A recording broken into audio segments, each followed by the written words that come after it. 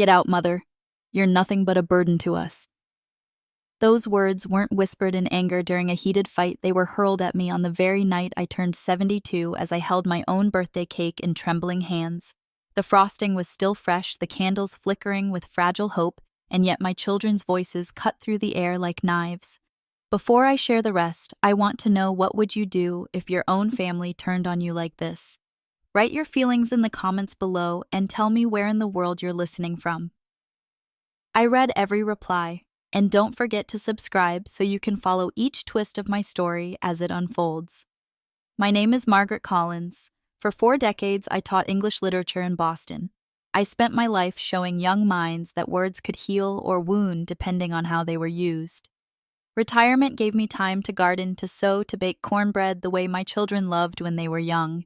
And when my 72nd birthday approached, I dared to believe they would gather here with gratitude. So I prepared everything myself. The mahogany table gleamed under a linen cloth passed down from my grandmother. The kitchen smelled of roast beef for Daniel, lemon pie for Robert, and cornbread for Linda. I set out my best crystal glasses, polished until they caught the afternoon light like tiny stars. My hands ached from the work, but my heart raced with joy. Yet the moment they walked in, joy soured. Daniel handed me tulips, but his eyes strayed toward the deed to the house framed on the wall. Linda, his wife, lifted her phone constantly, taking photos of my documents as if she were cataloging a museum she already owned. Robert arrived with Veronica, who brushed past me and dropped her purse on the sideboard, running her fingers along the polished wood like a thief testing her prize. Still, I smiled. Still, I told myself, at least we are together. My granddaughter Emily rushed forward, hugging me tightly, her warmth cutting through the chill. But in the corner of my eye, I caught Daniel exchanging a glance with Robert, silent, sharp, and full of intent. The bell rang again. I opened the door to find Thomas Avery, my old colleague, standing in the drizzle with his gray coat and kind smile. Once, decades ago, we had stayed late at the school library discussing books and dreams. Now he appeared like a ghost from the past, arriving just in time to witness the beginning of my undoing. Inside, the candles glowed and the roses perfumed the air. But the walls seemed to lean closer, listening. I felt the paradox burn in my chest, a birthday built on hope, yet destined to unravel into betrayal. I didn't know it then, but that night would strip me of illusions I had carried for 72 years. I remember standing there by the door, the warmth of Thomas's unexpected arrival still lingering like a fragile shield around me, when the evening began to shift in ways I couldn't quite name.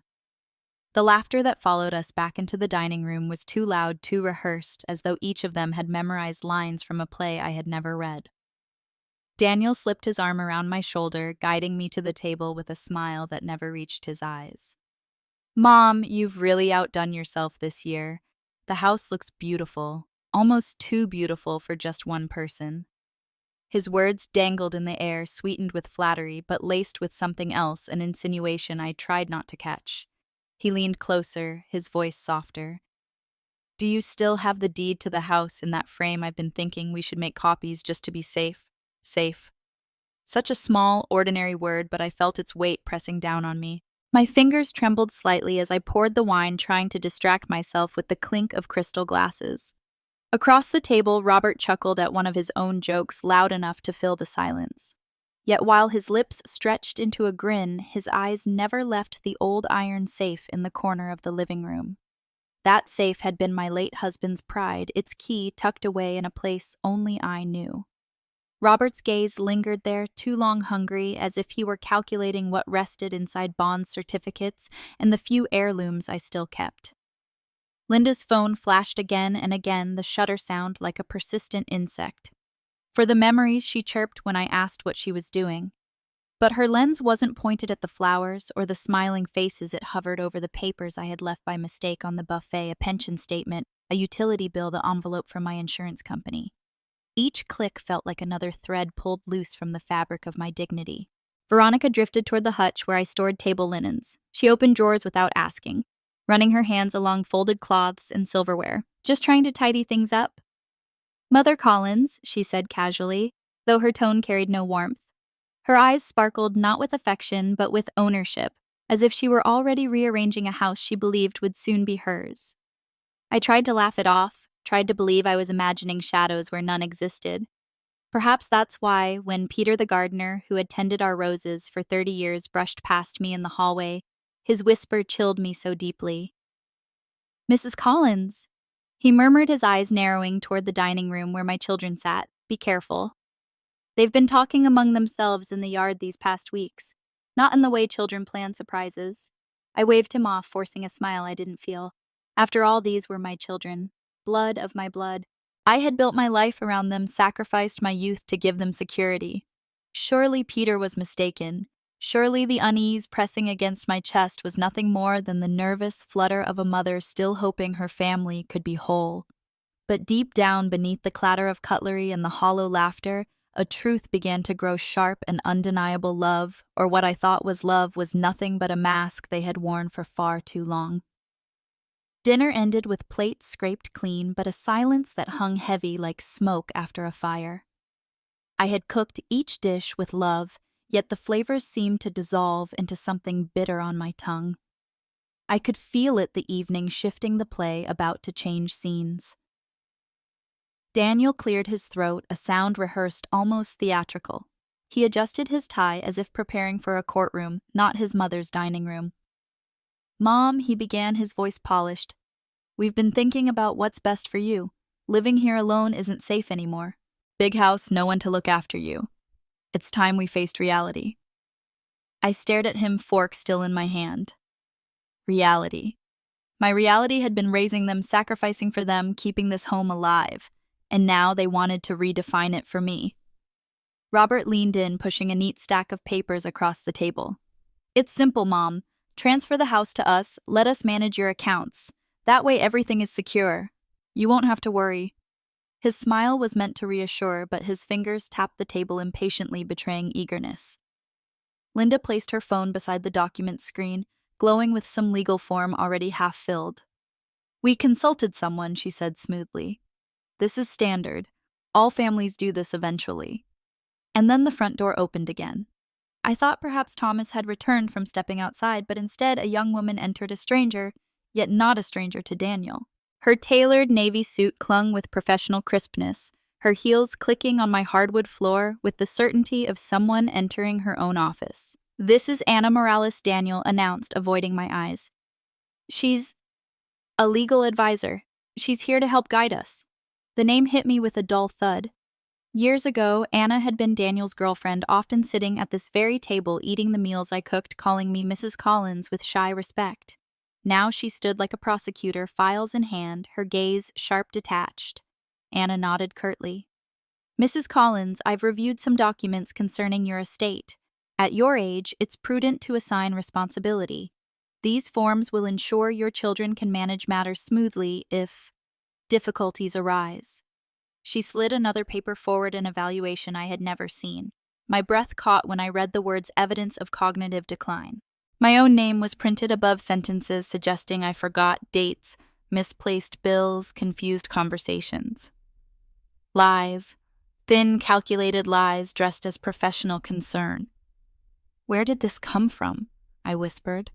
My voice sounded foreign, fragile. Daniel cleared his throat again, eyes on the floor. "We had a specialist observe you. Just routine. It's nothing to be ashamed of, Mom. Everyone slows down." The room blurred, but not from age. From betrayal so sharp it pierced through bone. My hands shook as I pushed the papers back. "You forged this. You had someone write this to strip me of what I worked for my entire life." Veronica's voice rose, falsely soothing. "No one is stealing from you. We're protecting you. Sign and you'll be secure." But what I saw in their faces wasn't protection, it was hunger. And in Anna's silence I read the cruelest truth of all. She had once loved my son, but tonight she loved the power they promised her more. The birthday candles had burned down to stubs. Their smoke curled upward, carrying away the last illusions I ever had about my children. The silence that followed my accusation was thick enough to choke on.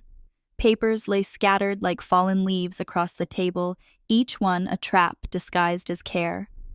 My sons shifted uncomfortably. My daughters-in-law straightened their shoulders, and Anna Morales kept her eyes trained on the floor as if even she could not bear the weight of what had been laid bare.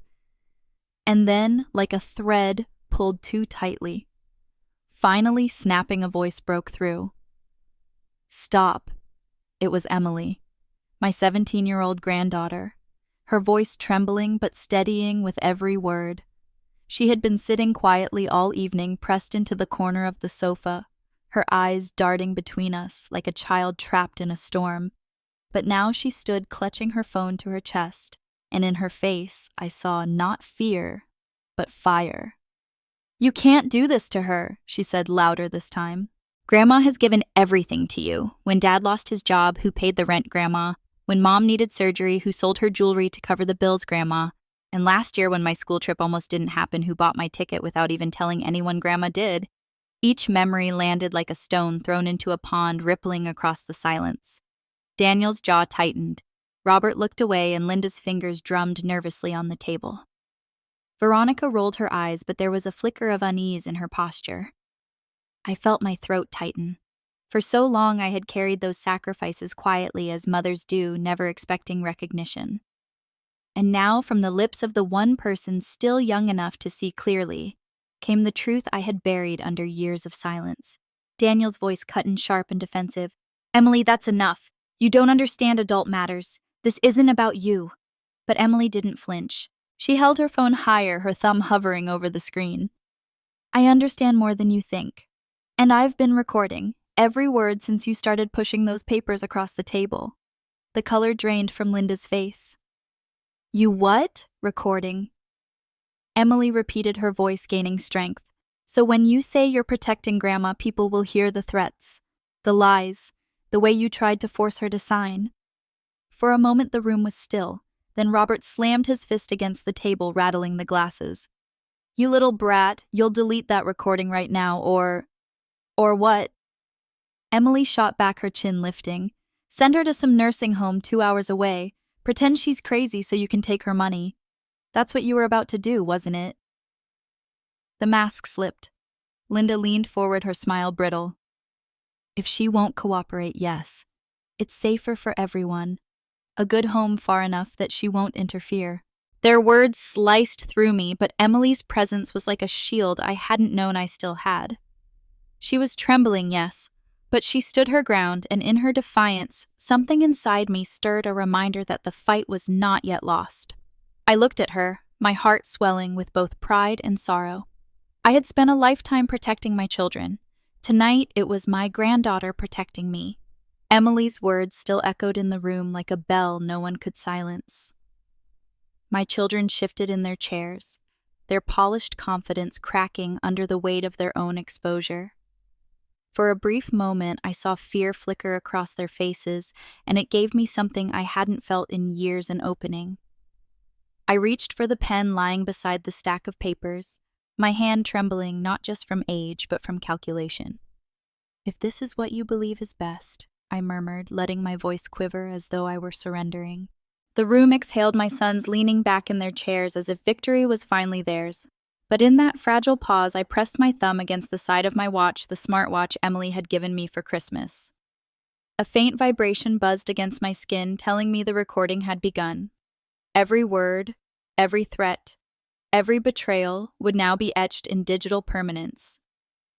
"Give her time," Linda whispered, mistaking my hesitation for weakness. "It's a lot for her to process." They went on arguing among themselves about nursing homes, about account numbers, about who would take on what responsibility, never realizing that each sentence was a noose tightening around their own throats. I kept my head bowed, nodding occasionally, letting them believe the old woman had finally broken. When the discussion reached another fever pitch, I excused myself. Just a moment," I said, pressing a hand to my temple. "I need to rest." They barely noticed when I slipped down the hallway, their voices still rising and colliding like waves crashing against stone. In the quiet of my bedroom, I closed the door and locked it. My hands stopped shaking. For the first time that evening, I felt steady.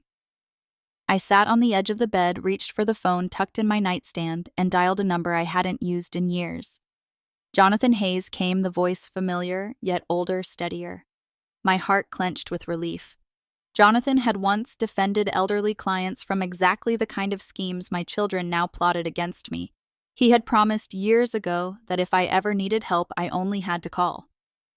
"Jonathan," I whispered, my voice firming as I spoke. "It's Margaret Collins. I need you. Tonight." There was no hesitation. "Tell me everything." And I did every deceit, every threat, every forged paper. His silence on the other end was heavy with outrage. "You did well to record them. Keep that safe. Tomorrow morning I'll file the necessary motions. By the time they wake, the law will already be moving against them." As I ended the call, I opened the locked drawer of my desk.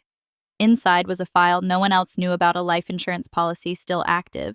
Its beneficiary quietly changed months ago to Emily. Beside it, papers for a trust I had established in her name. A safety net woven long before tonight, born from a suspicion I had tried to ignore. They thought I had nothing left but fear. They were wrong. I had fire, and now I had a plan. When I slipped back into the dining room, they hardly noticed me. Their glasses were raised wine sloshing against crystal as if they had already won the war. Robert poured another round, his laugh booming too loudly. Daniel leaned back in my chair, my husband's chair, once stretching like a man who believed the world now belonged to him. Linda and Veronica clinked glasses, whispering about renovations as though the house were already theirs to redesign. I sat quietly, folding my hands in my lap, nodding as though too weary to protest. Inside, my heart was a furnace. They mistook my silence for surrender. They always had. When they toasted to new beginnings, I excused myself once more, this time without the trembling act. My phone was still warm from the earlier call to Jonathan. I dialed a second number, the direct line of my bank's senior manager, Patricia. Weeks ago, after catching Linda snooping through my bills, I had visited Patricia in person. We'd set up a security protocol, one word from me, and every card linked to my accounts would be canceled, every secondary access revoked. "Good evening, Mrs. Collins," Patricia said softly when she answered. It's time I told her. All of it. Every card, every sub-account. Transfer the funds as we arranged. Her response was immediate. "Consider it done." Within the hour. A calmness washed over me. While my children drank to their imagined fortune, the very lifeline they planned to exploit was already vanishing from their grasp. Next came the property. Jonathan hadn't wasted a second. By the time I called him back, he confirmed the expedited contract for the house had been executed. "It's in safe hands now," he assured me. "By morning, it will no longer be vulnerable." I pressed the phone against my chest and inhaled the scent of roses from the hallway, mingling with the faint smoke of extinguished candles. For the first time that evening, I felt the ground tilt in my favor. Just then, a soft knock at the back door startled me. It was Peter, my gardener, his weathered hands clutching a canvas bag. "I figured you'd need help," he whispered, his eyes scanning the hall to make sure no one followed. Together, we moved through the shadows of the house I had tended for decades. He lifted boxes from the study, important documents, photographs, the letters my husband wrote me in his youth, and tucked them into his truck parked discreetly by the hedges. I placed my wedding china into a smaller box, wrapping each piece in dish towels. Not because they were valuable, but because they were mine. When Peter closed the truck bed, he looked at me with something like reverence. "They think they've caged you," he said, "but you've already flown." I nodded, the weight of betrayal heavy, yet strangely lightened by resolve. Inside, the clinking of glasses and hollow laughter carried on. They were celebrating their triumph. What they didn't know was that the game board had already turned, and the next move belonged to me. By dawn, the house that had echoed with drunken laughter only hours before was filled with panic. I heard it from my room, the hurried footsteps, the clatter of phones being snatched up, the sharp edge of voices no longer in harmony. The celebration was over. Daniel's voice carried first. "My card isn't working. None of them are." His words were a blend of outrage and disbelief, as if the universe had betrayed him. Robert stormed into the kitchen, his face flushed.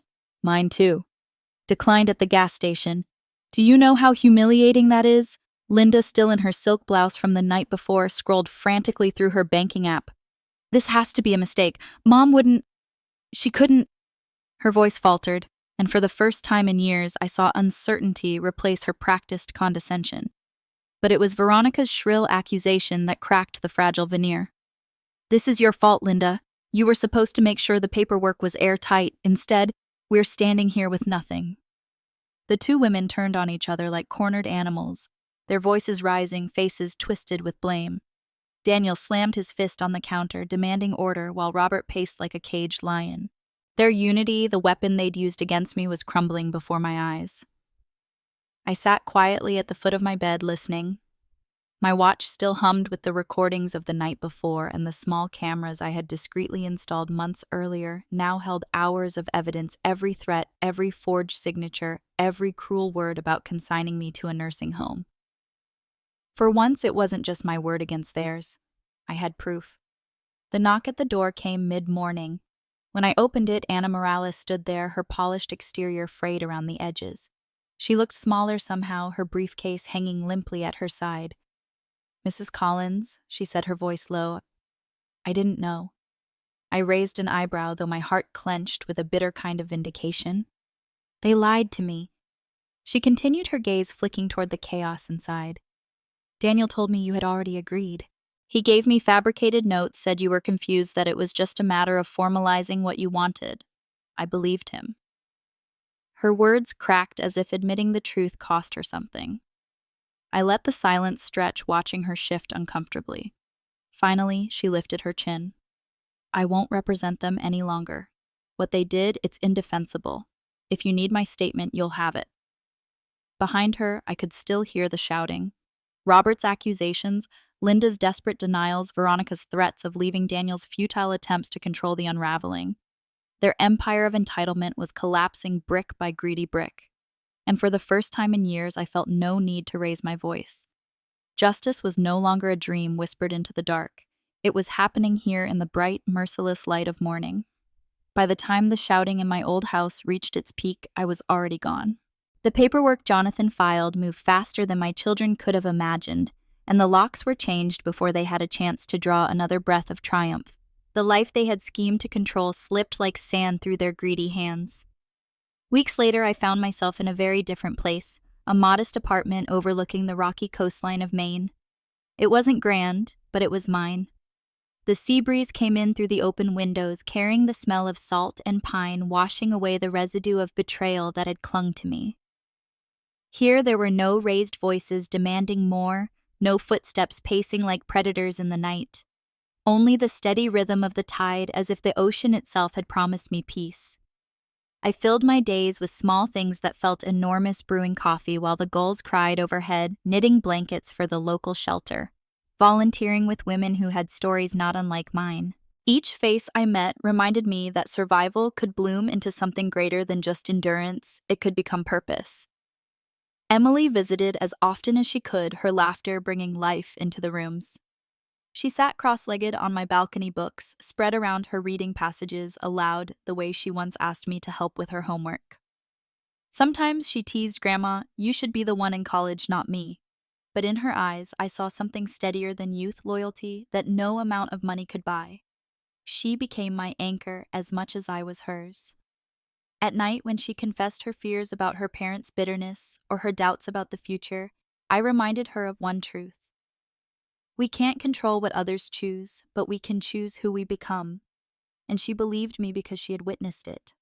She had seen me transform from a woman cornered into a woman unafraid to fight. One evening, as the sky bled into shades of orange and violet, I heard a knock at the door. When I opened it, there stood Thomas Avery, his gray coat replaced with a simple sweater, his hands holding a small bouquet of wildflowers. His smile was tentative, like a man unsure if he was welcome. "I was driving up the coast," he said, and I thought, maybe you'd like some company. I invited him in. We shared tea on the balcony while Emily studied in the corner, and for the first time in decades, I felt something stir in me that wasn't fear or anger or exhaustion. It was hope. Not for grand romance, perhaps, but for companionship, for conversation that didn't end in demands or deceit. Looking out at the waves, I understood the lesson life had carved into me. The true inheritance is not property or wealth. It is dignity, love freely given, and the right to steer one's own course. My children lost all of that when they chose greed. I found it the moment I walked away. And as the sun dipped below the horizon, I whispered to myself almost in disbelief, my best years didn't end at 72. They began.